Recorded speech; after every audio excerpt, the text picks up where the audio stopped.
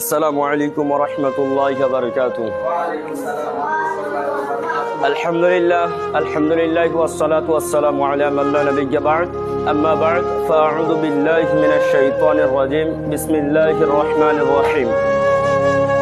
يا أيها الذين آمنوا لا تأكلوا أموالكم بينكم بالباطل إلا أن تكون تجارة عن تراض منكم ولا تقتلوا أنفسكم إن الله كان بكم رحيما. উপস্থিত শ্রোতা মণ্ডলী, সমস্ত প্রশংসা, সমস্ত তারিফ, সমস্ত গুণকীর্তন সেই মহান রব্বুল আলামিনের জন্য, যিনি মহিয়ান গরিয়ান সর্বশক্তিমান অসীম দয়ালু, যিনি সমস্ত মাখলুকের স্রষ্টা। সেই মহান রব্বুল আলামিনের প্রতি শুকরিয়া আদায় করি। সকলে বলি আলহামদুলিল্লাহ। তেনার পরে যার মাকাম, যে নবী আমাদের জন্য অত্যন্ত মেহনত এবং অত্যন্ত রক্তপাত হয়েছেন, তেনার রক্তপাতের জন্য আমরা এই শান্তি নামক দিন এবং ইসলাম পেয়েছি। সেই প্রিয় নবীর ওপর সকলে দিল খুলে দরুদ প্রেরণ করি সাল্লাল্লাহু আলাইহি ওয়াসাল্লাম। উপস্থিত শ্রোতা মণ্ডলী, আজ আমি আপনাদের সামনে সরাসরি কোরআন ও হাদিস থেকে হালাল ও হারাম পন্থায় ধন সম্পদ আয় ও ব্যয় করা সম্পর্কে আলোচনা করব ইনশাআল্লাহ। ধন সম্পদ আল্লাহ রাব্বুল আলামিনের অসংখ্য নিয়ামতের মধ্যে একটি বড় নিয়ামত। তিনি আমাদের জীবনযাত্রার জন্য প্রধান বস্তু হিসেবে মাল দান করেছেন। মালের প্রয়োজনীয়তা আমরা কেউ অস্বীকার করতে পারি না। কোরআন মাজিদের একাধিক জায়গায় এই মাল ও দৌলতকে খয়রুন ও ফজলুন বলা হয়।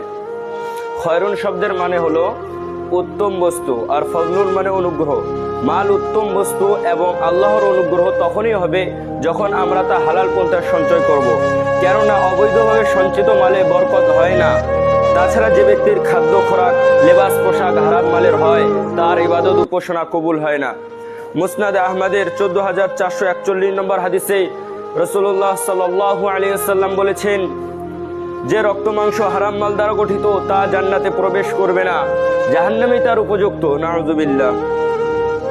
সহিহ বুখারী 6427 নম্বর হাদিসে রাসূলুল্লাহ সাল্লাল্লাহু আলাইহি ওয়াসাল্লাম বলেছেন, এই মাল হচ্ছে মিষ্টি ও মন মাতানো জিনিস। যে ব্যক্তি মাল সঠিকভাবে সংগ্রহ করে এবং ন্যায় পথে খরচ করে, সেই মাল তার জন্য কতই না সুন্দর উপকারী জিনিস।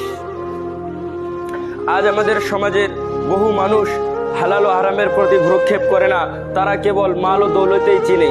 অথচ কোরআন ও হাদিসের বহু জায়গায় হারাম পন্থা বর্জন করে হালাল পন্থায় মাল সংগ্রহ করার প্রতি খুবই গুরুত্ব দেওয়া হয়েছে।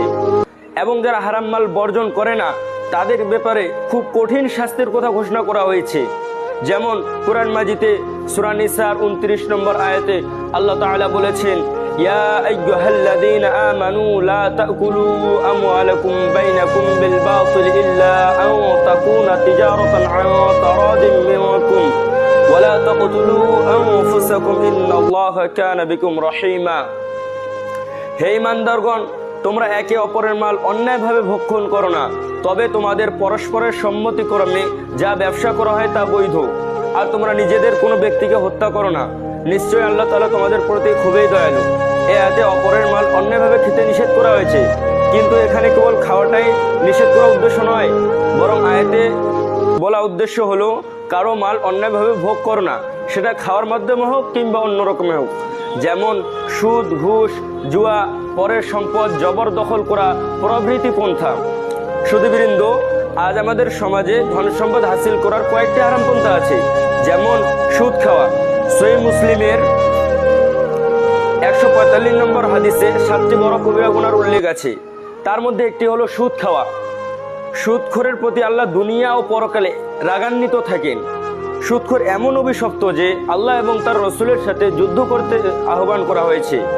কোরআন মাজিদে সূরা বাকরার 279 নম্বর আয়াতে আল্লাহ তাআলা বলেছেন, তোমরা যদি সুদের কারবার বন্ধ না করো তবে আল্লাহ এবং তার রসুলের সাথে যুদ্ধ করতে প্রস্তুত হয়ে যাও।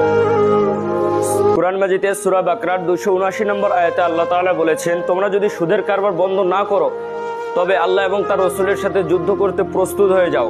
ইমাম আবু হানিফা রাহমাতুল্লাহ আলাইহি বলেছেন, আমাদের শরীয়তে কেবল 2 জন মহাপাপী এমনও আছে যাদের বিরুদ্ধে স্বয়ং আল্লাহ তাআলা যুদ্ধ ঘোষণা করেছেন। একজন হলো সুদখোর, যার বিরুদ্ধে সূরা বাকরা 279 নম্বর আয়াতে আল্লাহ তাআলা স্বয়ং যুদ্ধ ঘোষণা করেছেন। দ্বিতীয় ব্যক্তি হলো যে ব্যক্তি আল্লাহর কোনো ওলির সাথে দুশমনি করে, যে ব্যক্তি আল্লাহর কোনো ওলির সাথে দুশমনি করে। সহিহ বুখারীর 6502 নম্বর হাদিসে আবু হুরায়রা রাদিয়াল্লাহু তাআলা আনহু হতে বর্ণিত আছে, রাসূলুল্লাহ সাল্লাল্লাহু আলাইহি ওয়াসাল্লাম বলেছেন, ইন্নাল্লাহা ক্বালা মান আ'আদা লি ওয়ালিয়্যান ফাকাদ আযানতুহু বিল হারব। নিশ্চয়ই আল্লাহ তাআলা বলেছেন, যে ব্যক্তি আমার কোনো ওলির সাথে দুশমনি করবে আমি তার বিরুদ্ধে যুদ্ধ ঘোষণা করব। সহিহ বুখারীর 1598 নম্বর হাদিসে হযরত জাবির রাদিয়াল্লাহু তাআলা আনহু হতে বর্ণিত আছে, সুদখোর, সুদদাতা, যে ব্যক্তি সুদের লেনদেন লেখে এবং যারা সাক্ষী থাকে সকলের উপর রাসূলুল্লাহ সাল্লাল্লাহু আলাইহি ওয়াসাল্লাম অভিশাপ দিয়েছেন। সুধীবৃন্দ, মুসনাদে আহমদের 8640 নম্বর হাদিসে আবু হুরায়রা রাদিয়াল্লাহু তাআলা আনহু হতে বর্ণিত আছে, রাসূলুল্লাহ সাল্লাল্লাহু আলাইহি ওয়াসাল্লাম বলেছেন, আমি মিরাজের রজনীতে এমন একদল লোকের পাশ দিয়ে অতিক্রম করেছিলাম যাদের পেট ছিল ঘরের মতো বড় এবং তাদের পেটের ভিতরে ছিল বহু সাপ। আমি জিবরাইল আলাইহিস সালামকে জিজ্ঞাসা করলাম, এরা কারা? তিনি উত্তর দিলেন, এরা হলো সুদখোর। এ দ্বারা সুদখোরের পরিণাম যে কত ভয়াবহ তা আমরা সহজেই অনুমান করতে পারি। আল্লাহ তাআলা আমাদের সকলকে সুদ থেকে হেফাজত করুন, আমিন। সুধীবৃন্দ, ধন সম্পদ হাসিল করার আরো একটি হারামপন্থা হলো ঘুষ খাওয়া। সাহাবী আব্দুল্লাহ ইবনে আমর রাদিয়াল্লাহু তাআলা আনহু হতে বর্ণিত আছে, রাসূলুল্লাহ সাল্লাল্লাহু আলাইহি ওয়াসাল্লাম বলেছেন, ঘুষখোর, ঘুষদাতা উভয় ব্যক্তির উপর আল্লাহর লানত হোক। এটি মুসান্নাফে আব্দুর রাজ্জাকের 14669 নম্বর হাদিসে বর্ণিত আছে। মুজামে আওসাতের 2026 নম্বর হাদিসে সাহাবী আব্দুল্লাহ ইবনে আমর রাদিয়াল্লাহু তাআলা আনহু হতে বর্ণিত আছে, রাসূলুল্লাহ সাল্লাল্লাহু আলাইহি ওয়াসাল্লাম বলেছেন, যে ব্যক্তি ঘুষ নেয় আর যে দেয় তারা উভয় জাহান্নামী।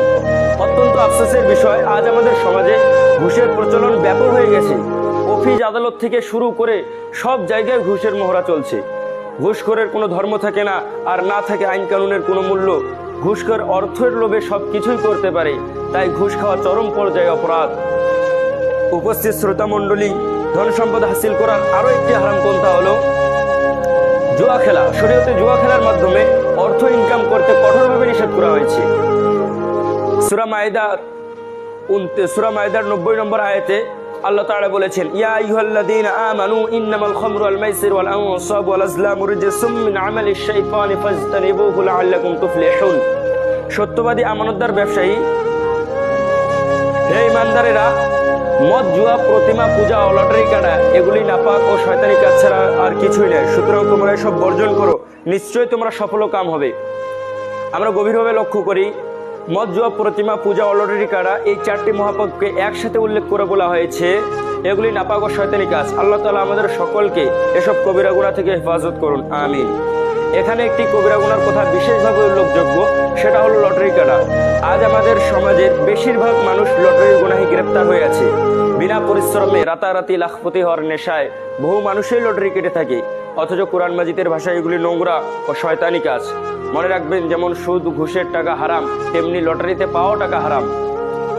ধন সম্পদ হাসিল করার আরো একটি হারামপন্থা হলো অবৈধভাবে কারো জমি জায়গা ভোগ দখল করা। সহিহ মুসলিমের 4024 নম্বর হাদিসে সাহাবী সাঈদ ইবনে যায়েদ রাদিয়াল্লাহু তাআলা আনহু হতে বর্ণিত আছে, রাসূলুল্লাহ সাল্লাল্লাহু আলাইহি ওয়াসাল্লাম বলেছেন, মানে ওয়াতা'a শিবরাম মিনাল আরদি যুলমান ওয়াতাওয়াকাহুল্লাহু ইয়্যাহু ইয়াওমাল কিয়ামাতি মিন সাব'i আরদিন। যে কেউ জোরপূর্বক কারো এক বিঘত পরিমাণ জমি দখল করবে, কিয়ামতের দিন আল্লাহ তাআলা তার গলায় 7 স্তর জমির হার রূপে পরিয়ে দিবেন। অর্থাৎ কিয়ামতের দিন 7 বিঘত পরিমাণ জমির ভার তার উপরে চাপিয়ে দিবেন, কেননা সে জোরপূর্বক জমি দখল করেছে। সুধীবৃন্দ, আজ আমাদের মুসলিম সমাজে বহু মানুষ এমনও আছে যারা জোরপূর্বক জমি ভোগ দখল করছে, অবৈধভাবে আদালতে বছরের পর বছর মামলা লড়ছে, মামলায় জয়ী হওয়ার জন্য মোটা অঙ্কের ঘুষ দিচ্ছে, উকিলের পিছনে বহু টাকা পয়সা লুটিয়ে দিচ্ছে।